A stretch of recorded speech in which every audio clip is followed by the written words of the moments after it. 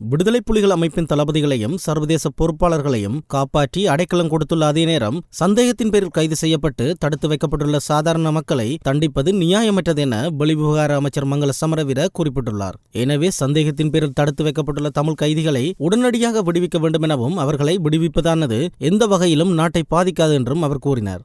சர்வதேச மனித உரிமைகள் தினத்தினை முன்னிட்டு நேற்று வியாழக்கிழமை வெளிவிவகார அமைச்சில் நடைபெற்ற செய்தியாளர் சந்திப்பில் கலந்து கொண்டு கருத்து தெரிவித்த போதே அவர் இவ்வாறு குறிப்பிட்டார். குறித்த செய்தியாளர் சந்திப்பில் அவர் தொடர்ந்தும் கருத்து தெரிவிக்கையில்,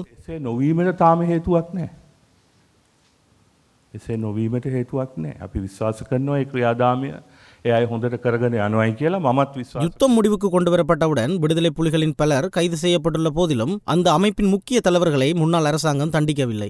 மாறாக மஹிந்த அரசாங்கம் அவர்களுக்கு ஸ்ரீலங்கா சுதந்திர கட்சியில் முக்கிய பதவிகளை வழங்கியதுடன் அமைச்சரவை அங்கீகாரம் கொடுத்து அவர்களை பாதுகாத்தது. இந்த தலைவர்கள் விடுதலை புலிகளுடன் நேரடியான தொடர்புகளை வைத்திருந்தவர்கள். அதேபோல் சர்வதேச மட்டத்திலும் புலிகளின் செயற்பாடுகளை முன்னெடுத்தவர்கள் என்பது அனைவருக்கும் தெரியும். ஆனால் சிறையில் தடுத்து வைக்கப்பட்டுள்ள தமிழ் கைதிகள் மீது இன்று வரை எந்தவிதமான குற்றச்சாட்டுகளும் இல்லை. இவர்களை சந்தேகத்தின் பேரில் தான் கைது செய்துள்ளனர். அதேபோல் இந்த கைதிகள் யுத்த காலத்தில் நேரடி தொடர்பில்லாத உதவிகளை செய்தவர்கள் என்ற சந்தேகம் மட்டுமே உள்ளது. ஆகவே அவர்களை விடுவிப்பது எந்த விதத்திலும் நாட்டை பாதிக்கும் செயற்பாடோ அல்லது சட்டத்தை மீறும் செயலோ அல்ல. ஆகவே இவர்களை விடுவிக்க வேண்டும் என்பது நியாயமான கருத்தாகும்.